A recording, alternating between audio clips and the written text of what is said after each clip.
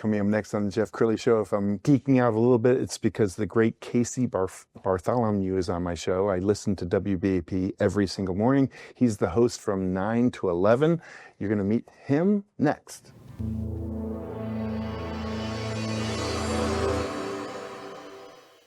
Many are predicting that the worst is yet to come, which is unfortunate, said one person here.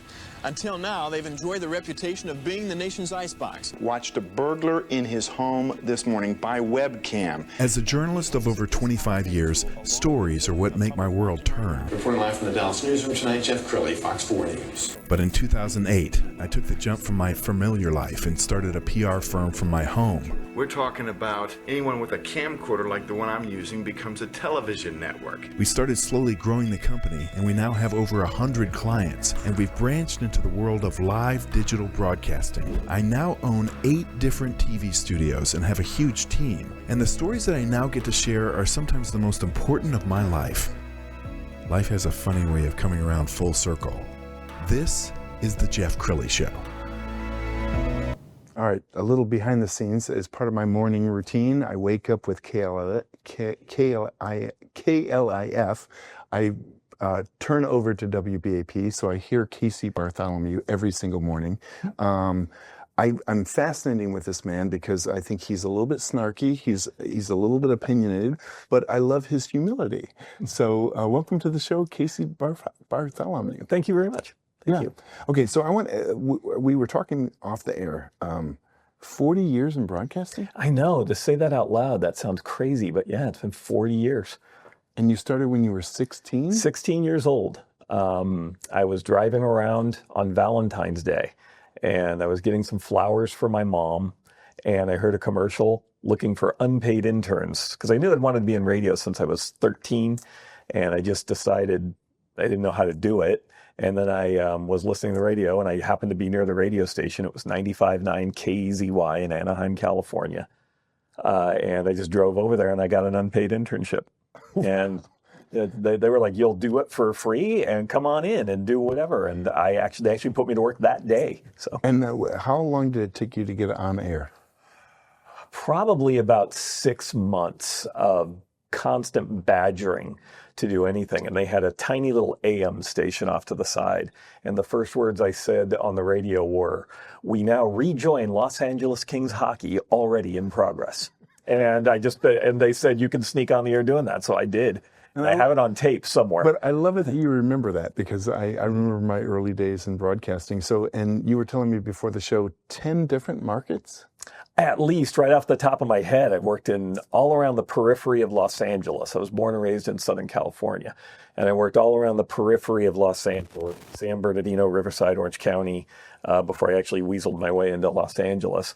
But I worked in Orlando, Fort Myers, Florida, New Jersey, Detroit, St. Louis, Charleston, South Carolina, Dallas, Texas, Tucson, Arizona. I worked in San Francisco for a little bit. I worked in Phoenix for a while. So it's been quite a bounce back and forth. So. That's incredible. And I listen to you every morning. I think you always choose the right topic. So how do you go about finding the topic that you think will get the most callers or most interest? You just look. I try to make it kind of, I think we're doing too much narrow casting in radio these days, where we're all politics or all sport or something. And I try to pick things that are going to be broad-based and have a broad appeal. So I just look at stories and I read stories. I go through about 45 to 50 different news sources every day. And I just try to pick topics that I think people are going to be able to relate to. We're going to show a little bit of video. Casey often jokes on the air that he only works 2 hours a day, but and there's so much more planning that goes into that. So is this the WBAP studio? That's the WBAP studio, and at the start of every show, I record a little video where I give my opening monologue, and there's usually a little bit behind the scenes going on beforehand before I go on the air.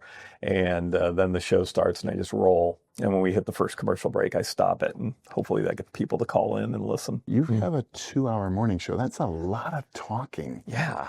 And one of the things that I love about you, Casey, is the person I see in person is the exact same person I hear on the air. And so many people like put on a persona. You are who you are. Yeah, I'm pretty basic. I always worried that if I put on some air or something, I'll forget when I meet somebody out in public. So it's easier just to be myself because I don't have to think about it. Yeah. Well, as I kind of joked off at the top of the show that you're a little bit snarky, but your humility is what really attracts me to you, because you make fun of yourself. Well, I mean, look at me. I have so much to make fun of. I've got, I have the same problems everybody else does, but I have the same, weird proclivities. And if I were to try to pretend to be something I'm not, I think people would lose interest in me. And I've had a long career and I've done pretty well. So, all right, how does your family deal with this? Because I know you talk about your family quite a bit. Does your family listen? No. It's funny, my mom, who passed away, would never listen to the show because she'd say, I'm afraid of what you might say. And my dad got mad at me once for something I said and didn't speak to me for 2 days. So he stopped listening. And my wife is just like, people come up, is he really like, she goes, I don't know what he said. Yeah, he's really like that, but I don't know what he said. So, and my children are only vaguely aware of what I do for a living. Okay, all right, and let's go down the list of the family, including the pets. So, okay. I got my wife, Brooke, my 25-year-old daughter named Spencer, my 17-year-old son, Max. I've got 2 dogs, 3 cats. There's a lizard that I can't stand in there. We do a lot with animal causes, my wife and I do. So, but yeah, it's just a normal family, and they all know that nothing's off limits. So, so my wife was a radio broadcaster, and there were times, Casey, when I would be driving into work at Channel 4, and she'd be talking about something that happened to us. Yes. And I'm riveted because she's such a good storyteller. I was like, I have to hear how I lived this, but I have to hear how this turned out. Mm-hmm. So, do you ever get in trouble when you tell a story about the family? Yeah. My wife would be driving to work or driving home from work or something. And then the next day or later that day, she would get to where she's a speech pathologist. So she would get to where she was working, and people would be saying, so he did that, because it's usually always about something dumb I've done. All right. It's usually always something, because I have a horrible problem. I can't control my mouth, and I'll say something to somebody, and that's where I usually get myself in trouble. But then it bounces back on her, and she's kind of like, I don't know. So, and my kids are my daughter especially just rolls her eyes. So. Right. I want to talk about the great WBAP, because legendary station, 50,000 watts in broadcasting, that's huge. So the signal can be heard for several states. Yeah, we get emails and such from places like Missouri, farther in Illinois. I got an email from once. So Chicago, a guy called me from Chicago once and said he listened at night. And 100 years. I mean, how many radio stations get to say they've been around for 100 years? There's probably 5. Yeah, it's funny. We talk about, like, the first radio station I worked at doesn't exist anymore. The second radio station I worked at doesn't exist anymore. And you go down the list, and it's like all of these places are gone. And I'm trying not to take it personally.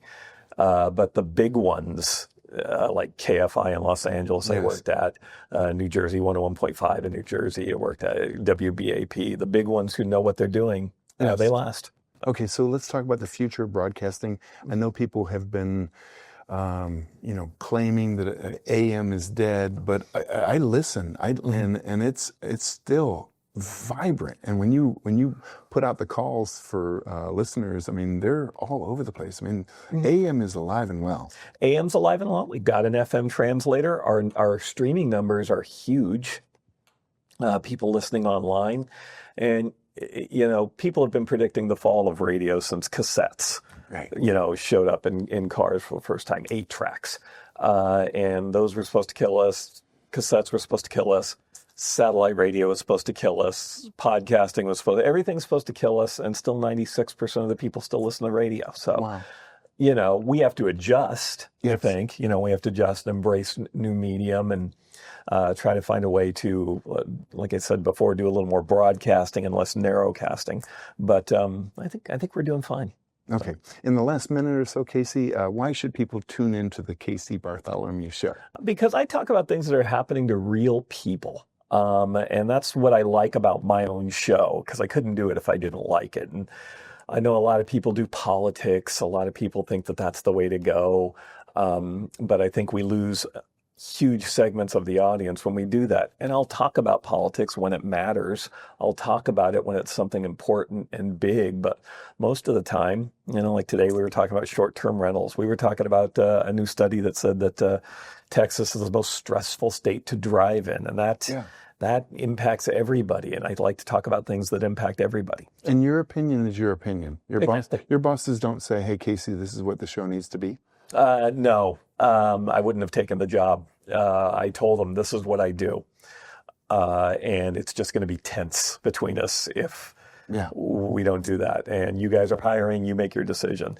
But they hired me and they give me the shot and I get to do what I want to do. And I have an incredible amount of freedom. So Wow. It's a lot of fun. Congratulations on your success, and thank you. You've become a part of my morning ritual. Thank So we're going to end with his Facebook page, the great Casey Bartholomew. Thank you so much for coming on the show. Thanks for having me. I appreciate it. That's it for now. We'll see you next time.